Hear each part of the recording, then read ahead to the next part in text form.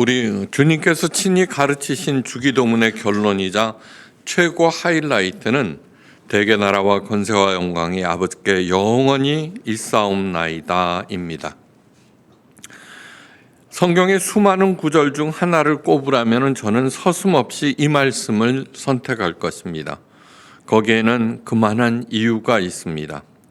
이 말씀은 삶을 혼잡스럽게 만드는 잡다한 모든 것들을 일시에 정지시키고 전혀 새로운 차원으로 이끄는 강력한 힘이 있기 때문입니다.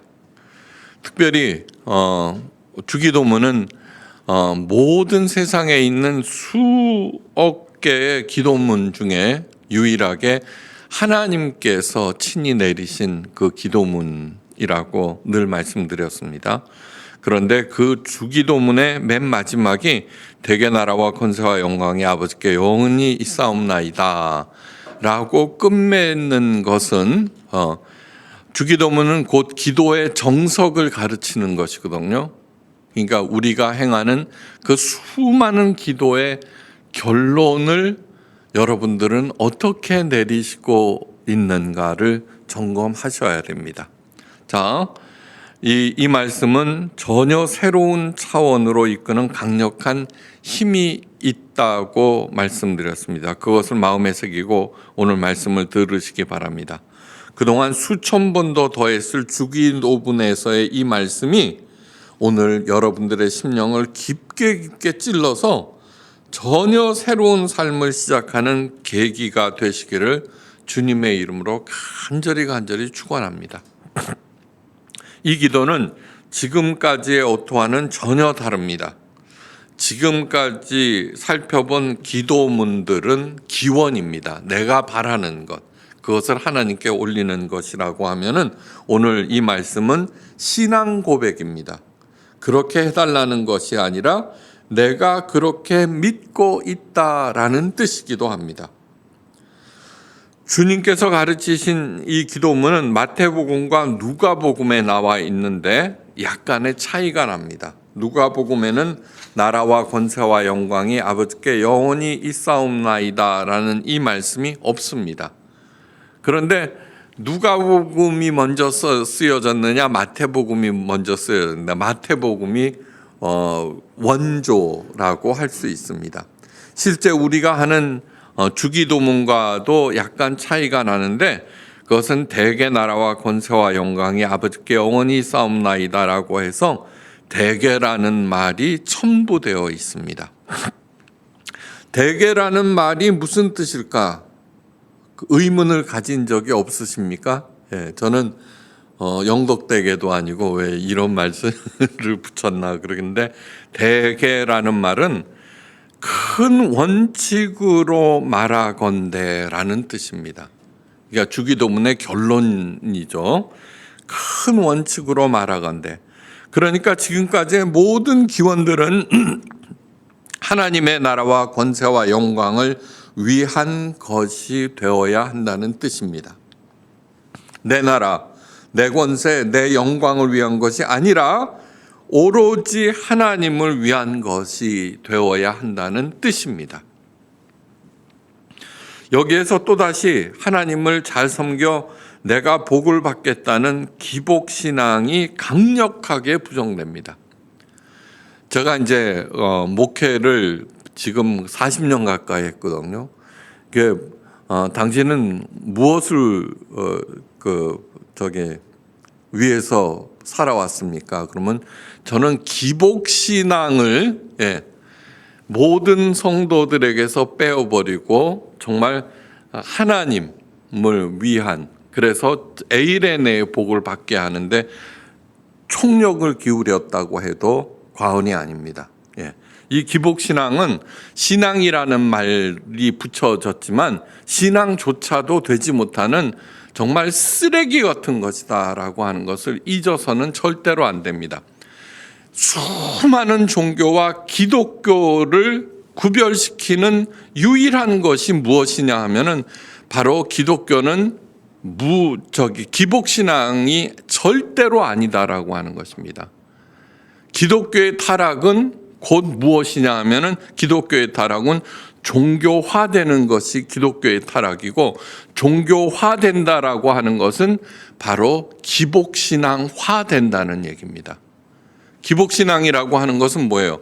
하나님을 잘 섬겨서 복 받겠다는 것인데 하나님을 사랑하지도 않습니다.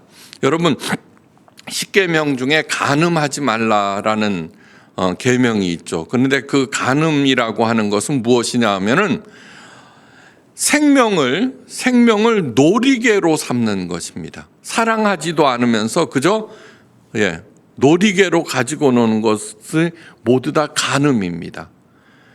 하나님께서 하나님을 사랑하지도 않으면서도 단지 그분이 가장 강력한 신이니까 그 양반에게 잘 보여서 복만 받겠다. 이것은 무엇이냐 하면은 부모님을 별로 사랑하지도 않는데 부모님의 유산이 탐나서 효도 경쟁을 벌이는 거하고 똑같습니다. 깊은 속을 다 알고 계시는 하나님께서 왜 그러한 마음이 모르시겠습니까? 그러니까 어떻게 해서든지 기복신앙을 뿌리 뽑는데 정말 목회 40년 동안 일관되게 해왔던 것입니다. 이스라엘이 하나님으로부터 외면당한 이유는 무엇이냐 하면은 사명을 망각한 기복신앙 때문입니다. 기복신앙이라고 하는 것은 소금이 맛을 잃는 거와 똑같습니다. 그렇게 되면 거리에 버려져 사람들에게 짓밟힐 뿐이라고 했습니다. 불교나 다른 모든 종교들은 기복신앙 그 자체입니다. 그러나 기독교는 아니기 때문에 기독교가 만약 기복신앙화 된다라고 하는 것은 소금이 맛을 잃는 거와 똑같은 것이다. 그렇기 때문에 오늘날 한국 기독교가 이렇게 욕을 먹고 있다는 것을 잊어서는 절대로 안 됩니다. 그 다음에 기복신앙과 왜곡된 선민의식, 이 두 가지가 이스라엘이 하나님으로부터 외면당한 이유입니다. 하나님께서 노예 이스라엘을 선택하여 제사장 나라로 세우신 목적은 하나님의 그 깊은 뜻을 세상에 널리 전하고 사랑과 피조물들을 하나님께로 인도하라는 것입니다. 그것이 제사장의 역할입니다. 그런데 이스라엘이 제사장 나라가 되자 하나님을 모르는 이방인들을 개로 여겼습니다. 탈무드에 나옵니다. 탈무드. 모든 이방인들은 개다. 다만 사람의 모습을 한 이유는 무엇이냐 하면은 이스라엘이 왕과 같은 나라가 되었을 때 그들을 종으로 부릴 때 혐오감이 없으라고 사람 모습, 그 정도로 방자하였습니다. 그들과 절대로 함께 하지 말라는 하나님의 뜻은 그들의 우상과 세상 풍조에 물들지 말고 그들을 하나님의 자녀로, 하나님의 백성으로 변화시키라는 것이었는데, 그런데 이스라엘은 그 뜻을 깨닫지 못하고 오히려 그들을 차별하고 멸시하였습니다. 쥐뿔도 없는 이스라엘이 모든 세상 사람들을 향하여 그렇게 한 것이 바로 왜곡된 선민의식입니다. 한국 교회의 현재 모습은 어떻습니까? 내가 최고의 신 하나님을 모시고 있으니까 내 하는 것이 뭐든지 옳다라고 오만방자하지 않습니까? 하나님의 제사장으로서 정성과 힘을 다하여 사람들과 피조물들을 하나님께로 인도해야 할 사명을 망각하고 그저 복을 받겠다고 나서고 있습니다. 여러 번 말씀드렸습니다. 너희의 무수한 재물이 내게 무엇이뇨? 너희가 내 앞에 보이러 오니 이것을 누가 너희에게 요구하였느냐? 내 마당만 밟았을 뿐이니라. 이사야서 1장 11절에서 12절 말씀입니다. 이사야서에서 가장 많이 등장하는 단어가 무엇이냐 그러면 슬픔입니다. 슬픔이라는 단어. 단순한 슬픔 정도가 아닙니다. 슬픔을 의미하는 히브리어 베키는 통곡한다는 뜻이 있습니다. 통곡한다. 이사야서 22장 4절에서 하나님께서 친히 이렇게 말씀하십니다. 나는 슬피 통곡하노라. 슬피 통곡하노라. 왜 하나님께서 슬퍼 통곡하십니까? 하나님을 버리고 바알을 섬겨서요? 아니요. 만약에 하나님을 버리고 바알을 섬기는 그런 사람들도 있지만 이사야서 1장 11장 1절에서 그 2절 말씀까지를 읽어보면은 아니요. 바알을 섬긴 것이 아닙니다. 예. 너희의 무수한 재물이 내게 무엇이 유익하뇨? 하나님께 바쳤다는 얘기입니다. 예. 정성스러운 재물, 그 다음에 그러한 모든 것들은 바로 하나님께 바친 것임에도 불구하고 다만 사랑하지 않은 채 복 받으려고 눈도장만 찍으러 온 그 사실에 대해서 하나님께서는 백히 슬피 통곡하였다라는 그러한 뜻입니다. 네. 하나님을 번영의 신 바알처럼 섬기기 때문입니다.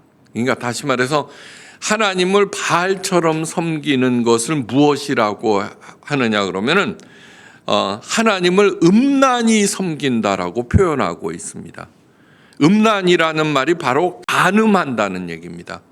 내가 저 사람을 사랑하지도 않으면서 저 사람이 가지고 있는 지위와 재산을 얻기 위해서 결혼하는 것. 예. 그것이 바로 음란하게 섬기는 것과 똑같은 것입니다.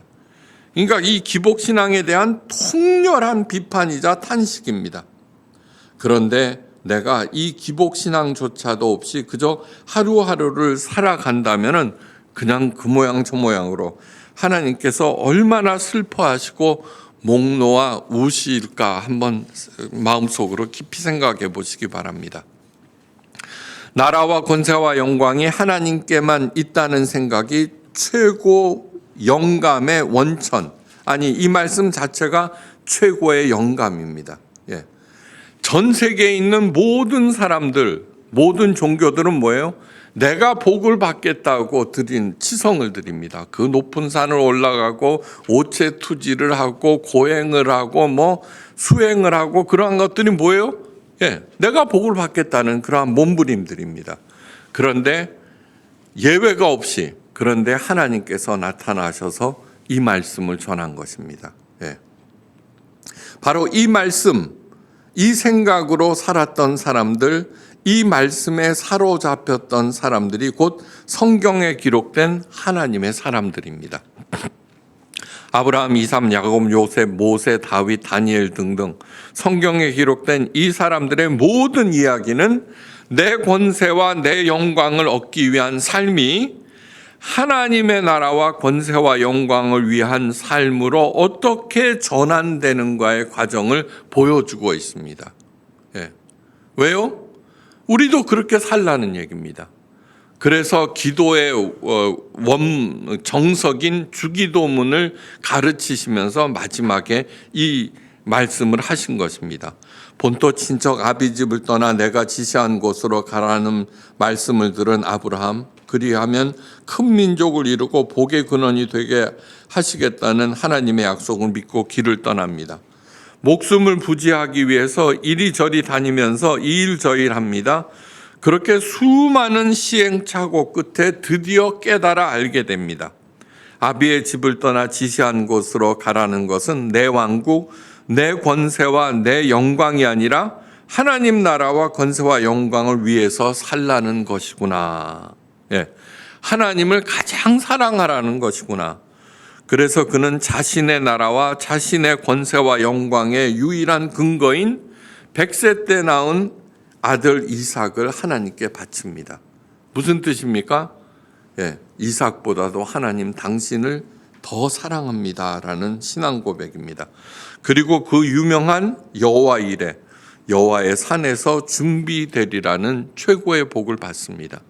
이것이 바로 복받는 유일한 비결이라는 것을 잊지 마시기 바랍니다. 하나님 나라와 권세와 영광을 위한다는 생각만이 여호와의 산에 오르게 한다는 것. 예. 그것도 사랑하는 이삭과 더불어서. 예. 우리도 그와 같은 영감을 받으셔야 합니다. 특별히 창조주 하나님으로부터 오는 영감을 받으셔야 합니다. 그래야 나를 제대로 꽃피우고 잘 살 수 있고 내 삶을 통해서 하나님께 참 영광을 올릴 수 있습니다. 하나님의 영광을 받는다고 하면 흔히들 하나님의 구체적인 음성이나 지시를 듣는 것으로 생각하는데 그것처럼 큰 착각과 오해가 없습니다. 간곡히 말씀드릴 것은 하나님께서 직접 하시는 말씀이나 꿈, 징조 같은 것을 절대로 기대하지 말라는 것입니다. 절대로. 예. 그래야 올바른 판단을 할 수 있습니다. 많은 목사들, 특별히 신령하다는 목사들이 마치 휴대폰으로 통화하듯 하나님과 직접 대화하는 것처럼 말하는데 그런 일은 절대로 없습니다. 절대로 없습니다. 네. 땅을 딛고 사는 사람이라면 누구나 잘 먹고 잘 살고 싶을 것입니다. 누구나 자신의 이익을 추구하기 마련입니다. 열심히 노력해서 얻은 권세와 영광과 이룩한 나라를 내 것이라고 생각합니다. 누구나 그렇습니다. 그런데 모든 사람들의 생각을 완전히 뒤집어 버리는 것이 바로 나라와 권세와 영광이 하나님의 것이라는 그 말씀. 그래서 우리들에게 영감을 주고 새로운 길을 가게 해야 됩니다. 마음에 새기고 또 새기셔야 하는 것은 자신의 이득을 얻기 위한 기복신앙은 첫째, 종교 지도자들을 왕으로 만들고 하나님 다음 존재로 만들고 자신들이 자진해서 그들의 종이 된다는 것입니다. 예. 둘째, 하나님께서 주신 나만의 재능과 개성을 율법에 갇혀서 죽게 만듭니다. 여러분, 중세 시대가 왜 암흑 시대라고 했습니까? 모든 사람을 획일적으로 만들기 위해서. 예. 또 신령한 목사들이 주장하는 것은 무엇이에요? 어떻게 해서든지 자기 밑에 있는 교인들을 일사불란하게 만드는데 총력을 기울이고 있습니다. 하나님께서 우리들에게 각자의 재능과 개성, 특성들을 다 이렇게 다르게 만들어 놓으셨는데 그것이 하나님의 뜻인데 그것을 일사불란하게 독재자하고 똑같습니다. 그런데 기복신앙은 그 종교 지도자들을 왕으로 만들고 자신들은 자진해서 그들의 종이 되게 하는 것. 하나님께서 주신 나만의 재능과 개성을 율법에 갇혀서 죽게 만들어 버린다는 것. 반면에 모든 권세와 영광을 진정 하나님께만 돌리는 사람들은 하나님께서 주신 재능과 개성을 마음껏 발휘하여서 존경받는 참 하나님의 자녀요 진정한 왕이 된다는 것을 잊어서는 안 됩니다. 사도 베드로가 말합니다. 너희는 택하신 족속이요 왕 같은 제사장들이요 그의 소유된 백성이니 이는 너희를 어두운 데서 불러내어 기이한 빛에 들어가게 하신 이의 아름다운 덕을 선포하게 하려 하심이라. 베드로전서 2장 9절입니다. 목사만이 제사장이고 주의 종이라는 주장을 깨부수는 것이 바로 참 기독교입니다. 목사만 제사장이라고 믿는 순간 우리는 하나님께서 우리를 불러내신 기이한 빛을 버리고 다시 어두운 데로 들어가게 됩니다. 하나님의 이 기이한 빛이란 곧 영감입니다. 최고의 영감, 최고의 영감. 다시 말해서 이 영감은 우리를 새로운 길로 인도하는 빛이고 그 빛을 직접 보여주시고 가르치신 분이 예수 그리스도입니다. 주기도문은 뭐예요? 그분께서 친히 그 하나님의 자녀들인 우리들에게 가르쳐 주신 하나님의 기도문입니다. 이집트에서 노예 생활하던 이스라엘 백성들을 하나님께서 약속의 땅 가나안까지 인도하신 대장정을 기록한 책이 출애굽기입니다. 출애굽기는 영어로 엑소더스라고 쓰는데 이것은 밖으로를 의미하는 엑스와 길을 의미하는 호도스가 결합된 말입니다. 그러므로 엑소더스의 가장 근본적인 의미는 우리가 을에 걸어가던 당연한 길이라고 여겼던 그 길을 버리고 그 다른 길로 들어서라는 얘기입니다. 여기에서 세상에서는 흙수저는 안 된다. 개천에서 욕난다고 하지만 욕만 쓰다가 개천에 처박히게 만든다. 그것이 그냥 우리 인간들이 걸어온 늘 그 길입니다. 그런데 하나님께서는 전혀 새로운 길을 가게 하십니다. 우리들은 절대로 하나님의 똘마니가 아닙니다. 더더군다나 목사의 똘마니는 절대로 아닙니다. 우리는 하나님께서 가장 사랑하시는 자녀들, 예수님보다 우리를 더 사랑하신다는 그 하나님의 사랑을 구체적으로 생각하시고 그 사랑을 받아들이셔야 합니다. 하나님을 또한 그래서 가장 사랑하며 성실히 살며 하나님께 영광을 돌리는 그분의 자랑스러운 자녀들이 되시기를 주의 이름으로 간절히 축원합니다. 우리는 예수님께 최고의 사랑과 보호와 공급을 받는 그분의 신부입니다. 신부. 예수님께서 친히 말씀하셨습니다. 지금은 내가 어렵게 힘들게 살고 있지만 아니요. 지난번에도 말씀드렸습니다. 부목사로 일하던 그 강남의 대형교회 저 부촌에서 두 딸을 데리고 초라한 조그만 여인이 열심히 교회를 나왔는데 언제나 밝게 웃고 있었습니다. 신방을 가보니까 길가에서 드르륵 열면 바로 주방이 있고 단칸방이 있는 그런 집이었습니다. 그래서 여쭤봤습니다. 이렇게 어렵게 사시면서 어떻게 늘 웃고 다니십니까? 그랬더니 알고 보니까 남편이요 장학금을 받고 하버드에서 박사과정 중에 있었습니다. 왜요? 그런 남편이 있으니까 지금 현재 이 고난스러운 것이 하나도 고통으로 느껴지지 않는다는 얘기입니다. 지금 이 지구에서 우리들이 어렵게 삽니까? 힘들게 삽니까? 아니요. 하늘나라에서 우리의 신랑이신 예수님께서 기다리고 계십니다. 요한복음 14장에는 기다릴 필요도 없다고 했습니다. 내가 아버지께로 가서 처소를 예비하면 너 있는 데로 와서 너희를 데리고 가리라고 약속하셨습니다. 그러니까 신랑 예수님을 생각하면서 어떠한 것도 그냥 즐겁게 꿋꿋하게 여기면서 이렇게 하루하루 사는 것, 그것이 최고의 삶입니다. 부모와 자녀, 신랑과 신부, 이들이 의미하는 것은 가장 가까이서 독대하는 가장 친밀한 관계, 두 사람 사이에 그 어떤 것도 끼어들지 못하는 사이죠. 그죠? 아버지와 자녀, 신랑과 신부. 그 중간엔 누구도 끼어들 수 없고 그래서는 절대로 안 됩니다. 누구나 행복하게 갈 수 있는 이 새로운 길, 그것을 예수님께서 열어주셨습니다. 우리들이 예수님의 손을 붙잡고 더불어서 함께 열심히 가야 하는 그러한 길입니다. 그러한 자세로 살아갈 때 우리들에게 가장 평온한 번영의 복을 하나님께서 풍성하게 내려주십니다. 저와 여러분들 그 복을 절대 놓치지 않기를 주의 이름으로 축원합니다.